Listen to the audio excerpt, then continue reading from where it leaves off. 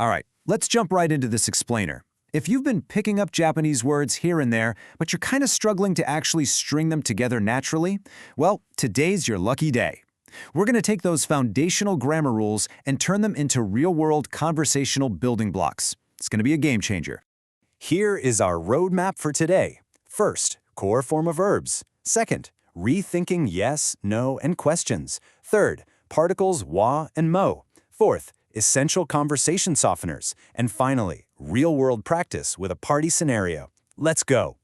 Starting off with Section 1, Core Japanese Formal Verbs. Now, honestly, what's incredibly cool and kind of a massive relief about Japanese formal verbs is just how perfectly reliable they are. It's like a neat little puzzle. Once you've got one verb stem, you automatically know how to manipulate it in time and tone.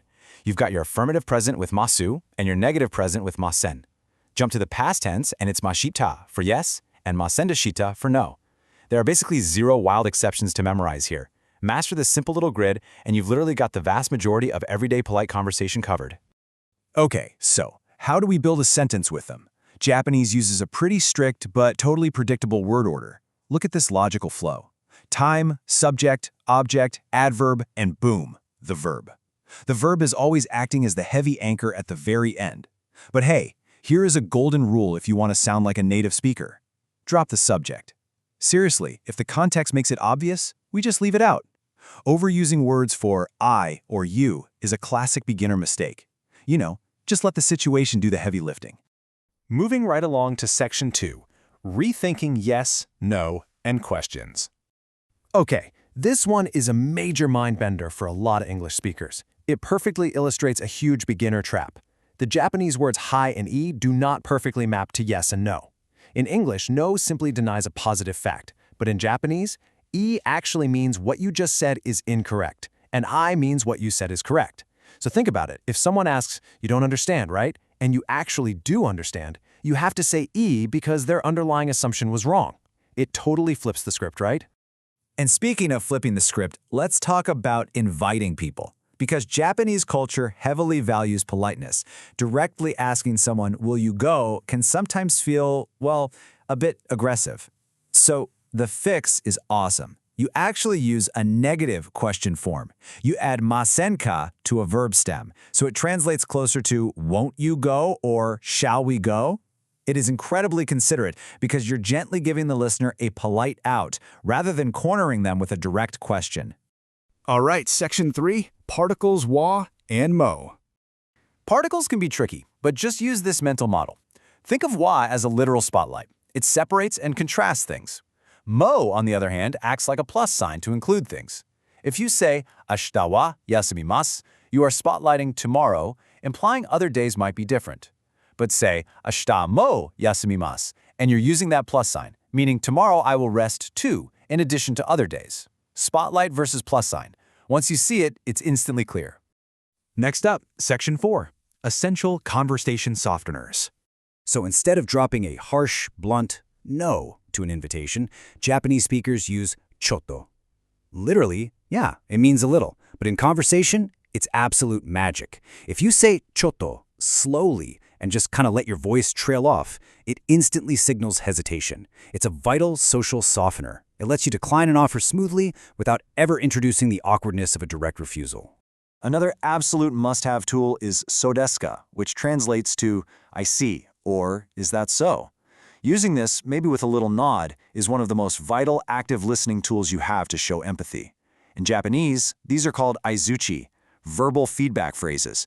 You aren't really asking a literal question here. It's the social grease that keeps the conversation flowing naturally and shows you're deeply engaged in what they're saying. And finally, we have Kedo. Literally, it means but, and sure, you can use it to connect contrasting ideas. However, natively, it is so often used at the very end of a sentence to softly trail off, leaving the implication hanging in the air. By stating your situation and adding Kedo, you give the person you're speaking with polite space to jump in. It keeps the whole interaction collaborative and super respectful. All right, here we go. Section 5, Real-World Practice, the party.